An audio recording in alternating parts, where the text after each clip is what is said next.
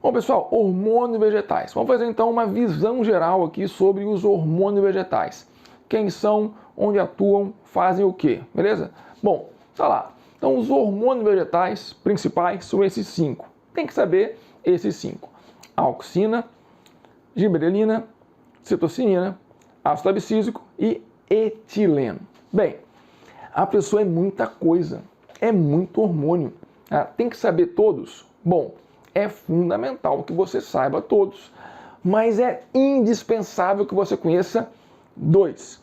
Desses 5, 2 são os mais importantes, sem dúvida. Quem são então os mais importantes? Auxina e etileno. Então, vamos a eles. Auxina, pessoal, também conhecido como AIA, de ácido indol acético. Vai aparecer lá AIA ou ácido indol acético, auxina, mesma coisa.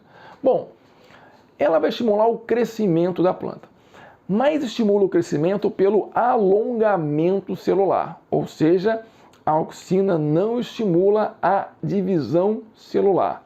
A auxina não estimula o crescimento da planta pelo aumento do número de células, estimula o alongamento das células que já existem. Então, a auxina estimula o alongamento celular. Bem, esse crescimento da planta, esse alongamento, ocorre principalmente nas extremidades.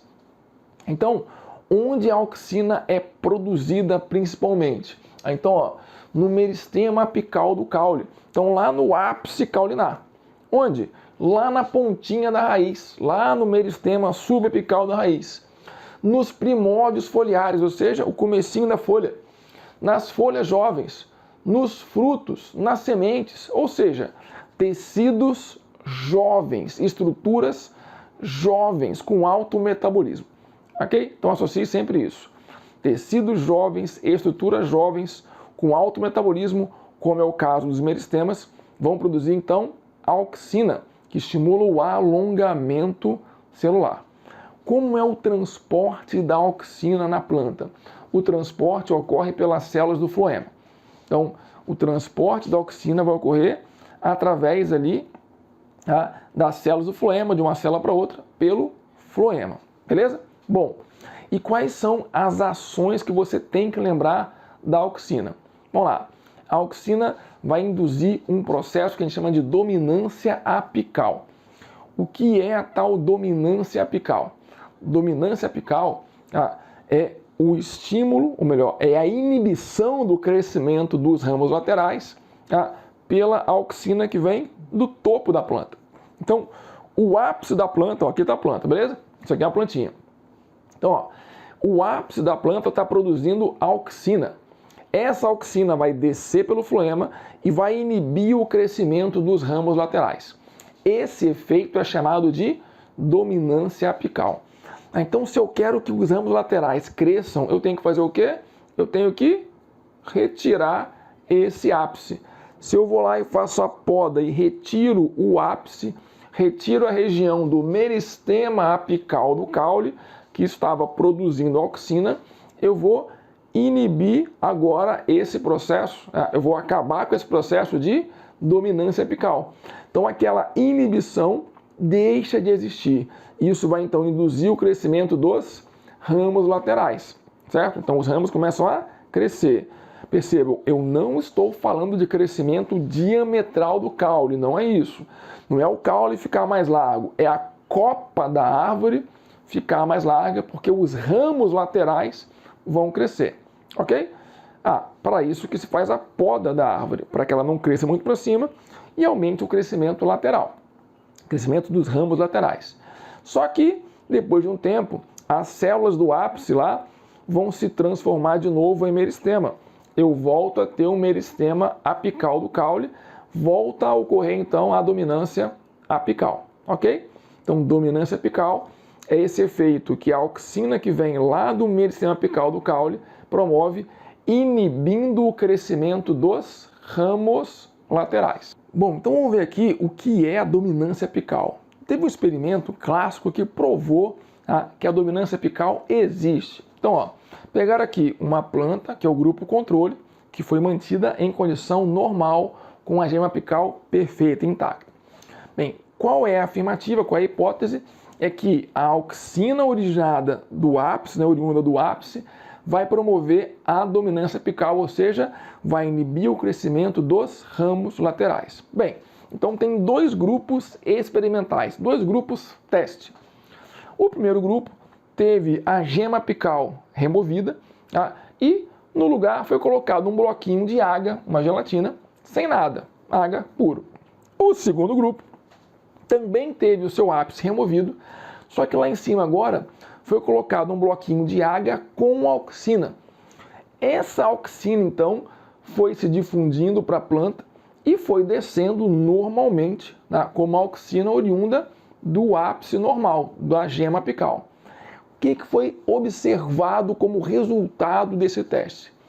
No primeiro grupo experimental, que não tem auxina descendo lá do ápice, os ramos laterais surgiram e cresceram.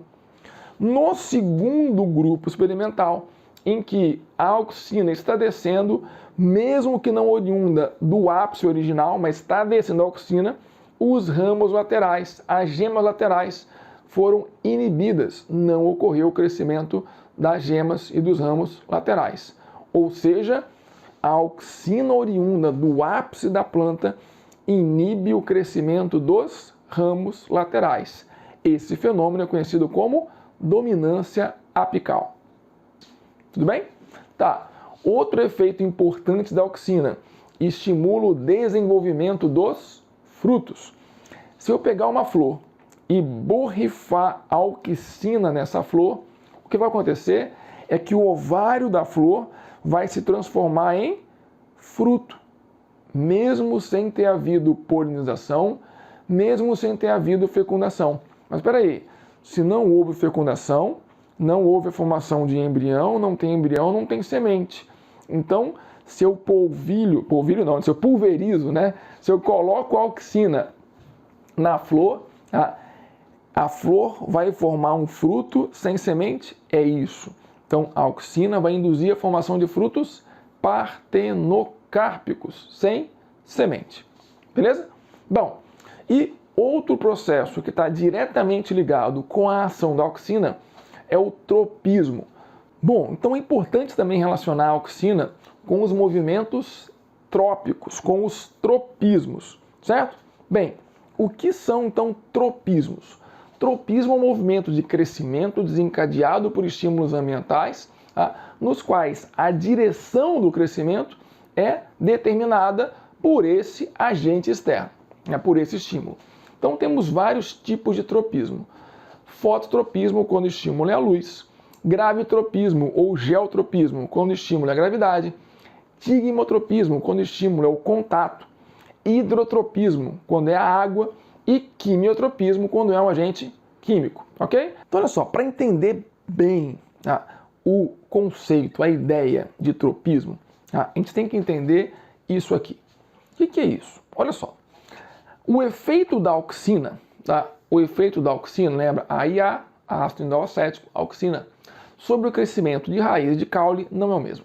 Então, ó, essa linha aqui, o zero, está indicando aqui nem crescimento, rápido nem lento, nem estimula nem inibe o crescimento, na verdade. Pois bem, perceba o seguinte, doses baixas, então olha aqui, ó, doses baixas de auxina até aqui, então essa faixa aqui, ó, aqui está a concentração de auxina e aqui vai estar o percentual de estímulo acima de zero, inibição abaixo de zero. Então doses baixas de auxina estimulam o crescimento da raiz. Então a raiz cresce, a raiz tem o crescimento estimulado quando a concentração de auxina está baixa, ok?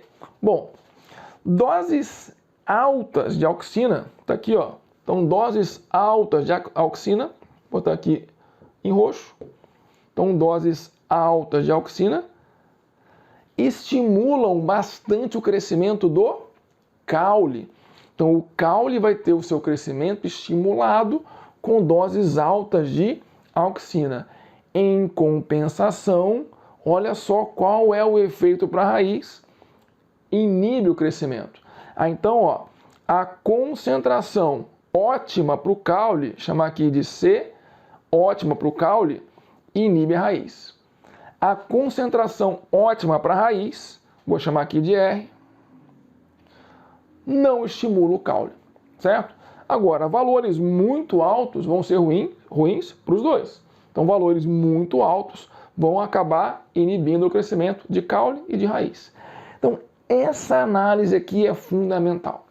Então, se eu tenho uma quantidade baixa de auxina, vamos chamar baixa esse aqui, ó, ótimo para a raiz é estimulada, o caule não.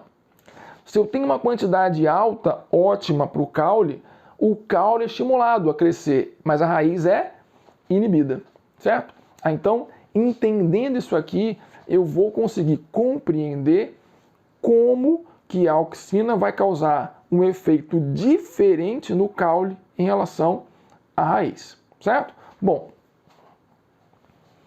então olha aqui. Aqui tem um experimento clássico feito por Darwin, tá, mostrando o efeito da importância, né, do ápice do caule no crescimento da plantinha. Ele usou a coleoptile ou coleóptilo, que é a plantinha jovem ali do milho, por exemplo. Bem, então ele pegou aqui, ó, essas plântulas, deixou crescer no escuro. Então cresceram retinhas. E aí começaram a fazer testes. Eles queriam saber qual o efeito da luz no crescimento dessas plantinhas. Então, tá lá, ó, grupo controle, nada é mexido. E aí ele foi colocando vendas, né? Vendas, pequenas cápsulas ali na planta, vedando a parte de cima, diferentes tamanhos, e a parte de baixo, diferentes tamanhos. O que ele queria ver? Queria ver quem é que vai determinar o crescimento da planta em razão da luz. Ele percebeu que o grupo controle cresceu virando-se lá para a luz. Esses três grupos aqui, ó, que tiveram o ápice bloqueado, o ápice coberto, cresceram retinhos, não tiveram nenhuma interferência. E aqueles grupos que tiveram a parte de baixo, né, bloqueadas ali, vedadas, cresceram também lá, virando-se para a luz. Conclusão, é no ápice que está o fator que determina o crescimento da planta dirigido à luz, certo? Bem, e aí a gente pode fazer outros testes, isso aqui costuma aparecer em prova. Então, se eu tirar o ápice, removi o ápice da plantinha, aí eu coloco uma gelatina entre o ápice e o restante da plantinha. O que vai acontecer? A gelatina vai possibilitar a passagem aqui, a difusão da auxina, que está vindo lá do ápice. Então, quando eu coloco a luz, ela continua crescendo, curvando-se lá para a luz, ok? Agora, cortei o ápice e coloquei o ápice aqui, ó, numa posição diferente. Tá deslocado, não está centralizado. E aí, ele se curvou para o lado. Aqui não tem luz. Então, olha só, tem alguma coisa que está descendo aqui, alguma coisa descendo aqui e que está mais concentrada desse lado, que faz com que ela cresça mais para lá. E essa coisa se chama auxina. Então, o lado do caule que tem mais auxina cresce mais rápido. E aí, se esse lado da esquerda aqui, ó, cresce mais rápido que o da direita, vai ocorrer esse movimento. Ele vai se deslocar, vai se curvar para a direita, para o lado ali, onde tem menos auxina, ok? Bem, entendendo isso, vamos ver então agora o fototropismo. O que acontece? A auxina está vindo lá de cima, certo? A luz exerce um efeito inibidor sobre a auxina. Então, a auxina é fotossensível, de modo que o lado iluminado vai começar a ter menos auxina. Então, a auxina vai se mover para o lado sombreado. Isso quer dizer o seguinte, desse lado aqui, ó, sombreado, a concentração de auxina vai ser maior. E aí, vou lembrar do gráfico, quantidades altas de auxina estimulam mais o crescimento do caule. Então, ele começa a crescer e vai se curvando lá para a luz. Ele vai virando para o lado da luz, porque o lado com maior concentração de auxina cresce mais rápido. Agora, olha que legal. Vou fazer aqui então, ó, um desenho de uma plantinha, um desenho bem simplesinho mesmo, bem tosquinho. Tá aqui a plantinha, certo? Isso aqui é o caule, isso aqui é a raiz. Tudo bem? Então, vou botar aqui, ó, a minha fonte luminosa. Tá aqui a fonte de luz. Luz. Opa! A luz está incidindo aqui. Então, o que eu sei? A auxina se desloca para o lado menos iluminado. Então, ó, vou voltar aqui para o roxo, a auxina. Então, ó, o lado menos iluminado vai ter mais auxina. Se a raiz estivesse fora da Terra, recebendo luz, ocorreria que o mesmo fenômeno. O lado menos iluminado teria mais auxina. Aí, vamos voltar no gráfico. Olha só, opa, virei para o lado errado. Tá aqui, ó, voltando no gráfico, tá lá. Aqui, esse é o gráfico. Bem, quantidades baixas de auxina estimulam a raiz. Quantidades altas inibem a raiz. Quantidades baixas de auxina não estimulam o caule. Quantidades altas estimulam o caule. Ah, então, agora, acertei, tudo para frente, beleza. Então, olha aqui. O que vai acontecer, então, nessa plantinha?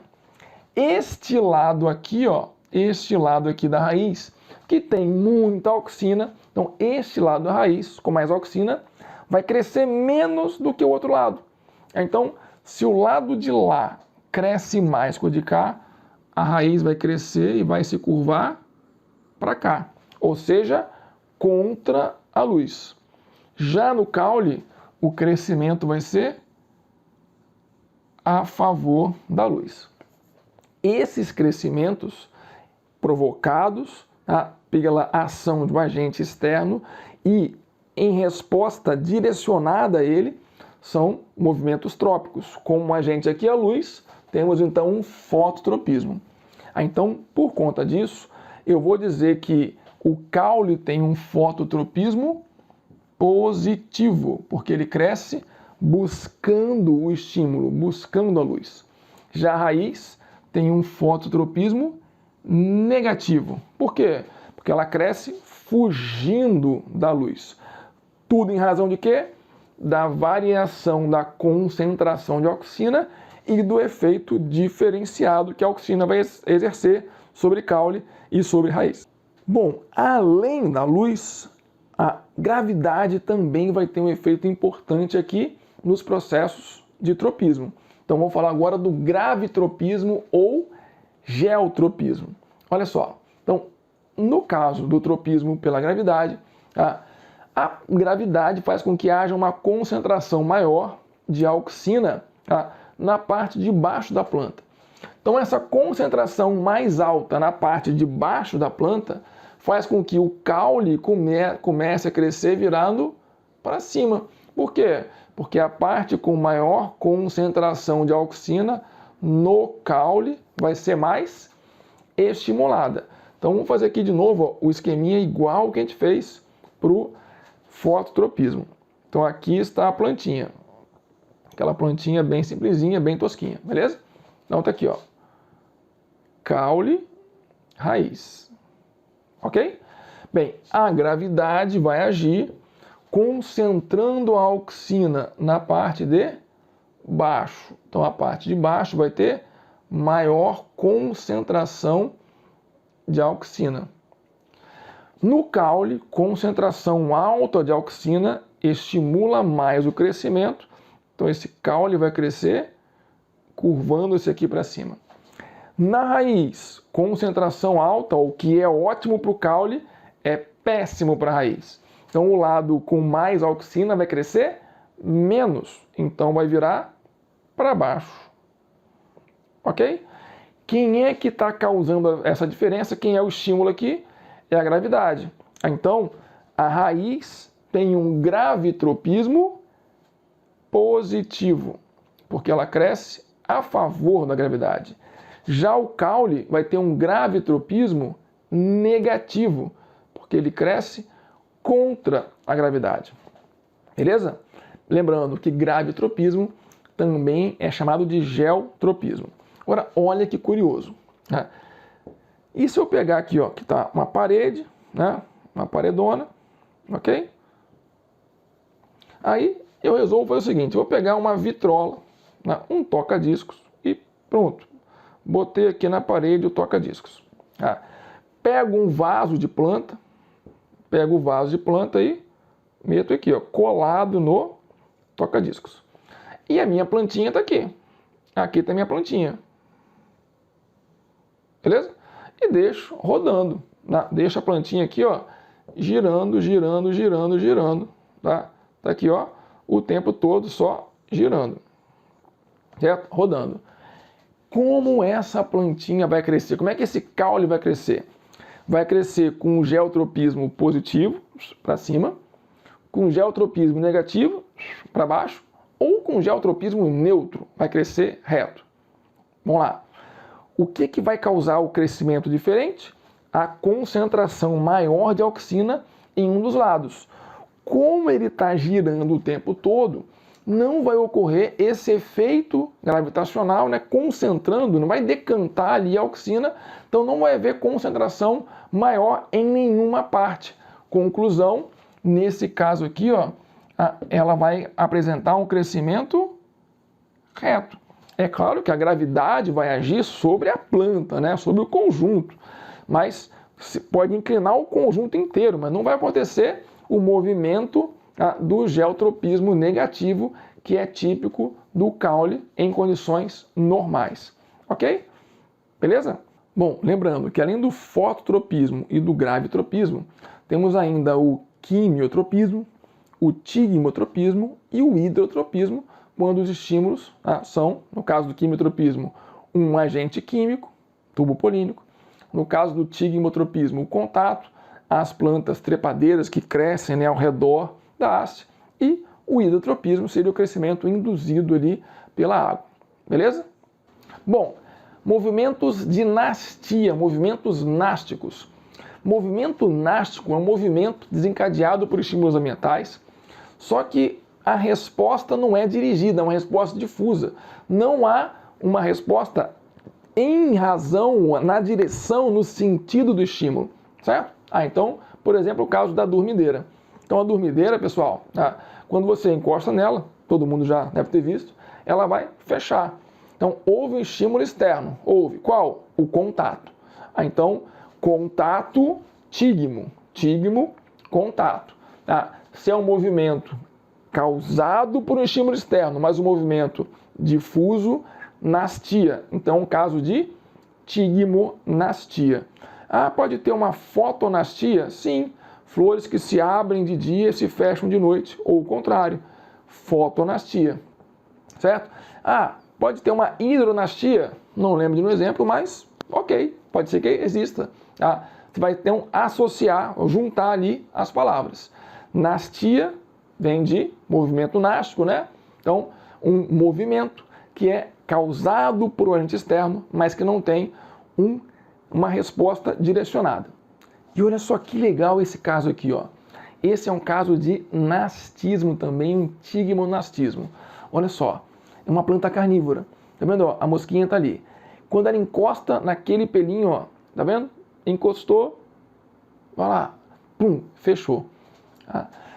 Percebam, há o estímulo externo, que é o contato. Mas o movimento não é dirigido, é difuso, ele vai só fechar. Naquela plantinha ali, tem 3 pelinhos. Quando ele encosta em 2 dos 3 pelinhos, no intervalo de tempo, a planta entende que tem ali alguma coisa que vale a pena. Ela vai, fecha, pronto. Essa aqui, então, é uma planta carnívora. Lembrando que a planta carnívora é autótrofa. Ela faz fotossíntese. Então, para que ela faz isso? Esse hábito carnívoro é uma adaptação das plantas para obter nitrogênio. Ok? Então, elas vão ter ali uma fonte de nitrogênio, porque os animais são ricos em proteína, ricos em nitrogênio. Então, em ambientes com pouco nitrogênio, houve uma seleção. Quem conseguiu uma fonte diferente de nitrogênio teve maior chance de sobreviver. Assim surgiram as plantas carnívoras. E o tactismo é um pouco diferente, porque não é movimento de crescimento, não é um movimento difuso, é um deslocamento. Então vai haver um deslocamento em razão de estímulo. Caso mais conhecido aqui, exemplo clássico, o movimento dos anterozoides, lá em briófitas e pteridófitas, que vão lá dentro do arquegônio para encontrar osfera. Então ali ocorre uma atração química e um deslocamento. Então, se tem uma atração química e tem um deslocamento, tem ali um quimiotactismo. Então, tactismo, movimento, deslocamento. O agente que vai atrair vai ser o prefixo quimiotactismo.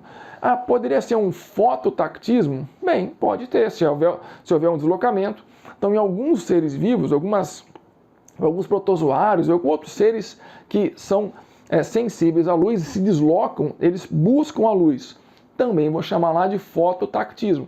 Então, tactismo não é algo exclusivo das plantas. Então, sempre que você pensar em tactismo, tenda que estar havendo um deslocamento, que é em resposta a um estímulo externo. Beleza? Bom, giberelina. A giberelina é o hormônio que vai também induzir o crescimento da planta, também vai induzir o crescimento por alongamento celular, só que ela exerce uma outra função que é fundamental, que é a função de promover a quebra da dormência. Toda vez que você ouvir falar em giberelina, você vai pensar automaticamente em quebra da dormência. O que é dormência, pessoal? Dormência em plantas é um estado em que o metabolismo está muito baixo. Então ele está ali com um potencial, mas falta alguma coisa para começar a se desenvolver mais. Então, onde que eu encontro estruturas com essa característica, com dormência? Bom, as sementes estão dormentes. Aí a germinação da semente significa que ocorreu a quebra da dormência da semente. Os ramos jovens também, os brotinhos, as gemas laterais, as gemas foliares estão dormentes. Então, quando essa dormência é quebrada, ela vai se desenvolver, então vai crescer uma flor, vai crescer uma folha. Então, quem vai induzir a quebra da dormência é a giberelina. Então, associe sempre giberelina à quebra da dormência. Onde que vai haver, então, quem produz giberelina?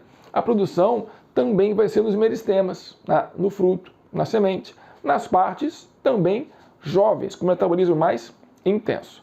Bom, e o transporte? O transporte provavelmente é pelo xilema, não está muito claro ainda, mas é bem provável que seja pelo xilema. Beleza? Bom, citocinina. Citocinina, lembra? Citocinese. Citocinese é a separação da célula em duas, certo? Então, pessoal, citocinina já está claro, né? Vai estimular as divisões celulares. Então, citocinina também estimula o crescimento da planta, só que diferente da giberelina e da auxina, a citocinina vai estimular o crescimento da planta pelo aumento da quantidade de células. Então, estimula as divisões celulares. Consequentemente, vai estimular o surgimento de partes novas. Então, o surgimento das gemas. Claro, para surgir uma parte nova, tem que ter novas células se formando. E para que se formem novas células, tem que ter citocinina. E também vai atuar aqui na diferenciação de tecidos, onde vai ser produzida a citocinina, ápice da raiz principalmente. Espera aí, se a produção é lá na raiz, como é que vai ser o transporte? Preferencialmente, né? Ou vai ser através do xilema, por meio do xilema. Por quê? Porque de baixo para cima o transporte normalmente é pelo xilema. A seiva bruta vai subir pelo xilema. Como assim normalmente? Lembre-se, vimos isso na aula, né, de transporte, que pode haver também transporte de seiva elaborada pelo floema de baixo para cima. Agora, qual transporte é sempre de baixo para cima? Transporte da seiva bruta, que é pelo xilema. como a citocinina é produzida lá no ápice da raiz, lá embaixo, então para cima o xilema é o caminho natural, beleza? Ácido abscísico. O ácido abscísico é o rival da giberelina. A giberelina, pessoal, estimula a quebra da dormência. Então, se eu falei que o ácido abscísico é o rival da giberelina, qual é a principal função do ácido abscísico? Causar a dormência, perfeito. Então, o ácido abscísico é o responsável pela formação desse fenômeno chamado dormência da semente, das gemas, enfim. Então, o ácido abscísico promove a dormência de gemas e de sementes. Além disso, está associado também com o envelhecimento, com a senescência, tá, de folhas, frutos, e também atua no fechamento dos estômatos. Ok? Então, o processo de fechamento de estômatos, que nós vimos lá na parte de folha, tá, é induzido também pela ação do ácido abscísico, onde é produzido folhas e sementes, fundamentalmente, que é onde ele vai atuar. Então, folhas e sementes são os locais de produção de ácido abscísico. Transporte, bem, o transporte, pessoal, pode ser tanto pelo floema como pelo xilema.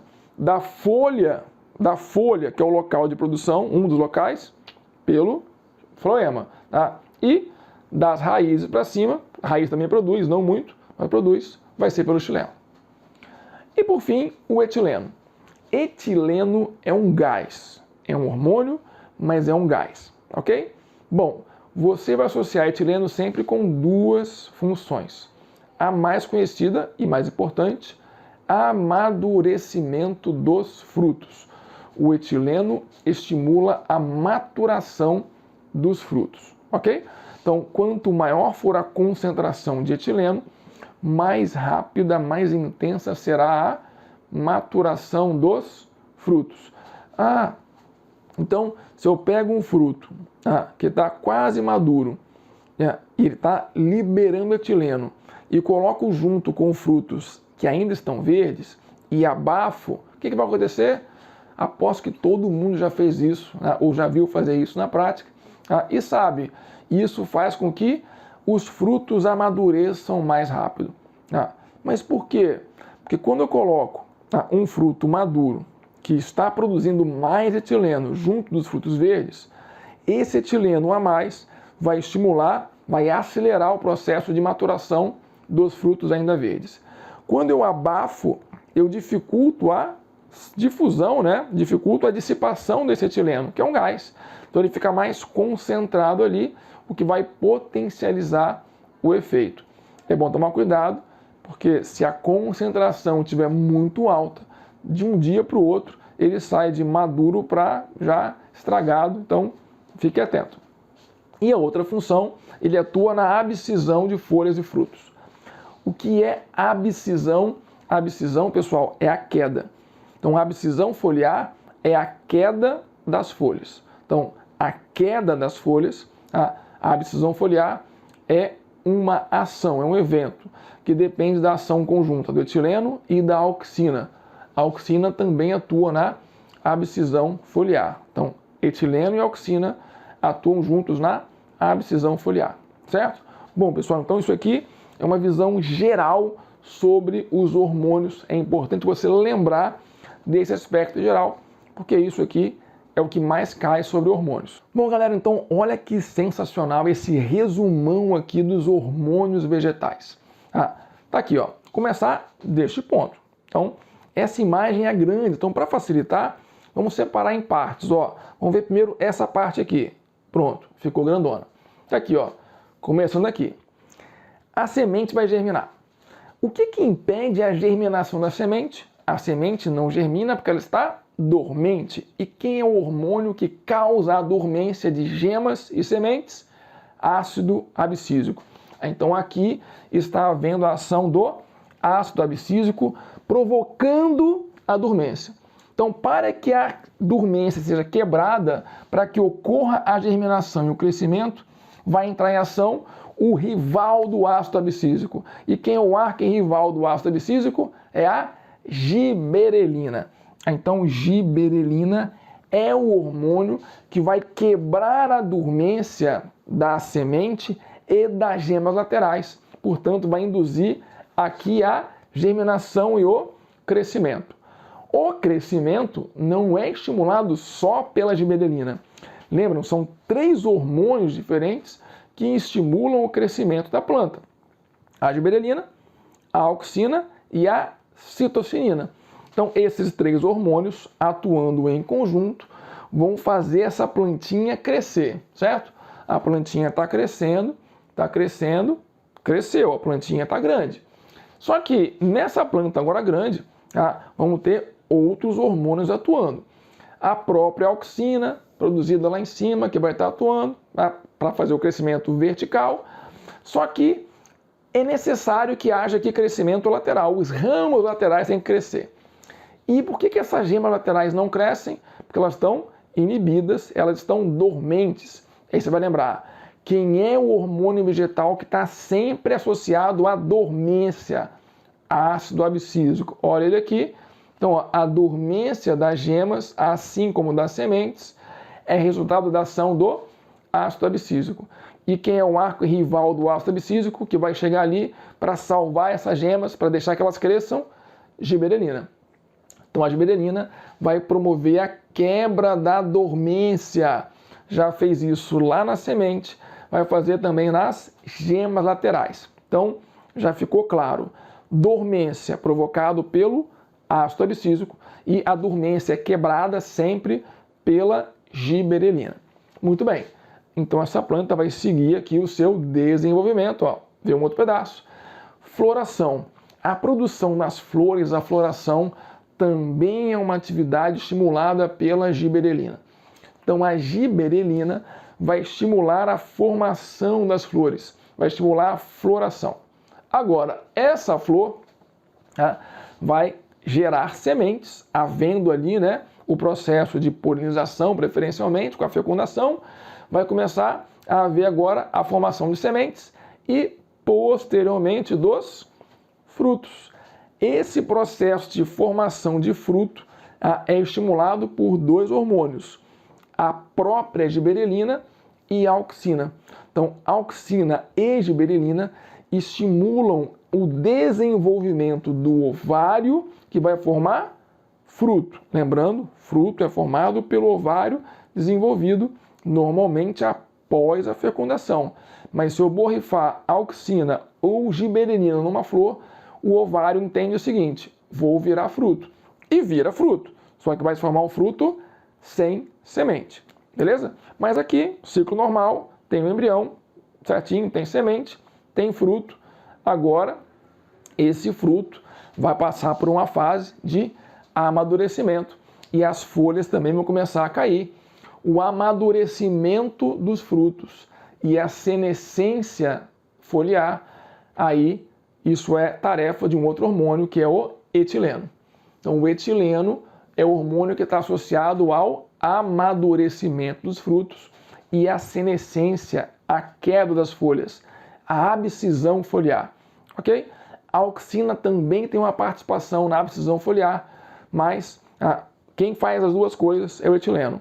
Atua tanto estimulando a maturação de frutos, como também vai ser importante no processo de abscisão foliar. Beleza. As folhas caíram, os frutos caíram, estamos quase fechando o ciclo. Auxina e etileno vão estar atuando na queda das folhas, a abscisão foliar, auxina e etileno vão atuar, a sementinha caiu e está lá esperando a vez dela para germinar. O que vai impedir essa semente de germinar? O que vai fazer com que ela fique dormente? Olha ele aqui, o ácido abscísico.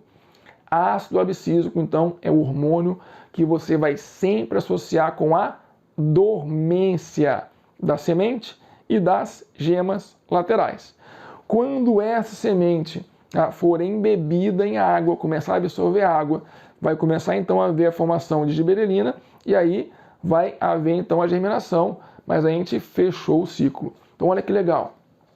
Sair daqui, você vê a imagem inteira, então todos os hormônios aqui atuando, cada um em seu tempo, no seu momento. É importante você lembrar então da função principal de cada hormônio e essa imagem é fantástica para isso. Bom, pessoal, então essa foi uma revisão, né, de hormônios vegetais.